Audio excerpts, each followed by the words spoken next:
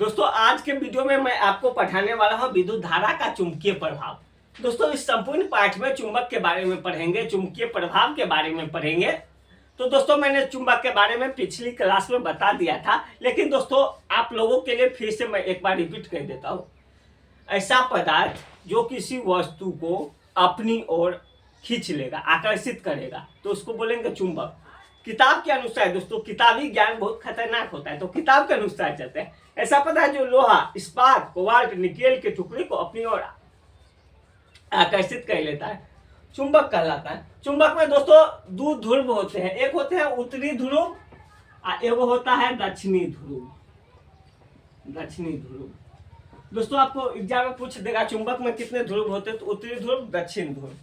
चुंबकीय क्षेत्र किसी चुंबक के चारों ओर का क्षेत्र जिसमें आकर्षण तथा प्रतिकर्षण बलों के प्रभाव का अनुभव किया जाता है, तो उसको बोलेंगे चुंबकीय क्षेत्र। दोस्तों अब चुंबकीय बल रेखा के बारे में पढ़ेंगे। ये दोस्तों वीवीआई क्वेश्चन है, इंपोर्टेंट है। चुंबकीय बल रेखा के दो गुण को लिख के ऐसा क्वेश्चन आ जाता है।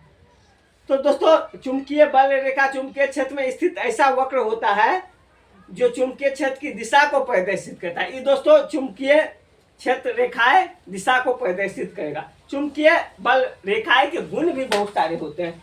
गुण कौन कौन होता है, सो इसके बारे में दोस्तों हम जानेंगे। तो ये बल रेखाएं बंद वक्र होते हैं, मतलब खुला नहीं रहेगा, बंद रहेगा। उसके बाद दोस्तों जहां पर एक क्षेत्र रेखाएं एक दूसरे के बहुत निकट होती हैं, वहां चुंबकीय क्षेत्र अधिक प्रबल होते हैं। दो क्षेत्र रेखाएं कभी भी एक दूसरे पर प्रतिच्छेद नहीं करेगी, एक दूसरे के कभी भी काटेगा नहीं, प्रतिच्छेद नहीं करेगा। दोस्तों यही था चुंबकीय क्षेत्र रेखाएं के गुण। इससे रिलेटेड दोस्तों बहुत सारा क्वेश्चन भी बनता है, जो मैं आपको बोल देता हूँ, आप खुद से बनेगा। चुंबकीय क्षेत्र तथा चुंबकीय क्षेत्र रेखा की परिभाषा लिखे। दो चुंबकीय क्षेत्र रेखाएं एक दूसरे को प्रतिच्छेद क्यों नहीं करती है, पता है? किसी बिंदु पर यदि एक दूसरे को प्रतिच्छेद करेगा तो इसका अर्थ यह होगा कि उस बिंदु पे दो अलग अलग दिशाओं की दर्शा रहा है, जो कि संभव नहीं है, इसीलिए एक दूसरे को प्रतिच्छेद नहीं करता है। चुंबकीय क्षेत्र रेखा के गुण लिखे। यही सब दोस्तों दो चार क्वेश्चन है, आप खुद से कीजिएगा। दोस्तों इसके बाद विद्युत धारा का चुंबकीय प्रभाव के बारे में पढ़ेंगे, एस्ट्रेड का प्रयोग पढ़ेंगे। उसके बाद दोस्तों चुंबकीय बल रेखा के बारे में करेंगे। उसके बाद दक्षिण हस्त नियम पढ़ेंगे। उसके बाद दोस्तों और क्या क्या पढ़ेंगे सो देख लें। विद्युत चुंबक पढ़ेंगे। उसके बाद विद्युत चुंबक का यूज। दोस्तों विद्युत चुंबक का यूज कहाँ कहाँ होता है, इसके बारे में बहुत वीवीआई क्वेश्चन दोस्तों मैं जब भी पढ़ाता हूँ तो वीवीआई क्वेश्चन ही पढ़ाता हूँ, तो आप लोग किसी क्वेश्चन को हल्के में मत लीजिएगा। इसका उपयोग लोहे से भारी टुकड़ों को उठाने में किया जाता है। लोहा से भारी वस्तु को उठाने में चुंबक का प्रयोग किया जाता है। उसके बाद दोस्तों इसीलिए प्राय क्रेन में इसका, क्रेन जो होगा बड़ा बड़ा, उसमें इसका यूज होता है। इसका उपयोग विद्युत घंटी, microphone, telephone, receiver, television, loud speaker इत्यादि में किया जाता है। दोस्तों गांव घर में जो बाजा उजा बजता है उसमें भी लाउड स्पीकर में इसका यूज किया जाता है। घंटी, विद्युत घंटी देखे हैं दोस्तों, ये दोस्तों अपना गांव घर में तो थी वाला घंटी होता है बजाने वाला, विद्युत घंटी चल गया, उसमें भी इसका यूज होता है।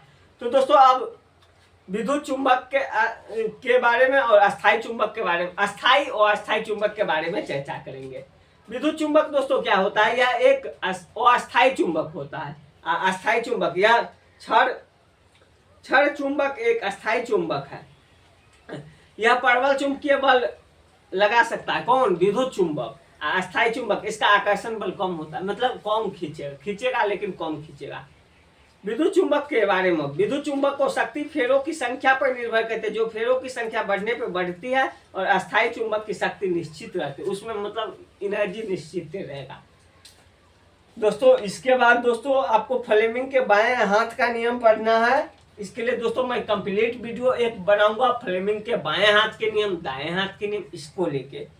तो चुंबकीय क्षेत्र का ऐसा मात्रक दोस्तों होता है टेस्ला। ये एग्जाम में पूछा है बार बार, 2013 में पूछा है, 2015 में, ऐसे पूछते रहता है दोस्तों। उसके बाद फेराइडे का प्रयोग विद्युत मोटर के बारे में पढ़ेंगे। ई मोटर जिससे दोस्तों पानी उनी होता है, उस सब के बारे में पढ़ेंगे।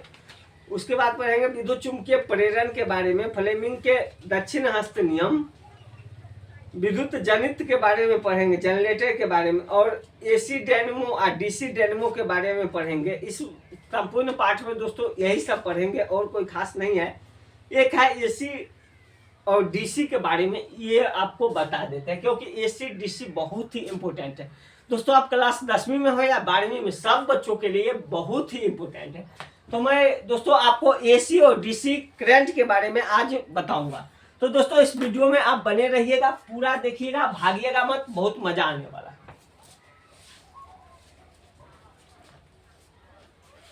दोस्तों एसी क्या होता है? भारत में घरेलू उपयोग के लिए प्रत्यावर्ती धारा आवृत्ति 50 हर्ट्ज होता है।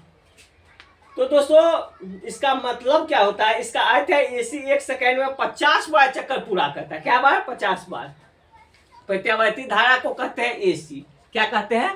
प्रत्यावर्ती धारा को एसी। अदिश धारा को कहते हैं डीसी। एसी का मतलब ऑटोमेटिक करंट, डीसी का मतलब डायरेक्ट करंट।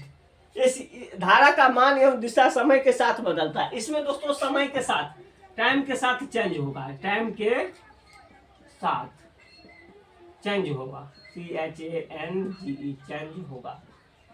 इसमें दोस्तों केवल मान बदलता है, केवल मान बदलता है।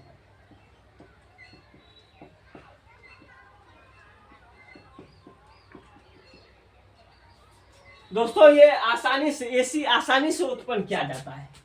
ये आसानी से उत्पन्न किया जाता है, आसानी से उत्पन्न किया जाता है।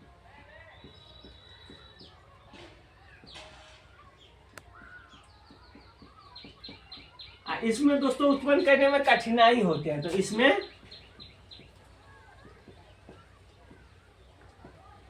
कठिनाई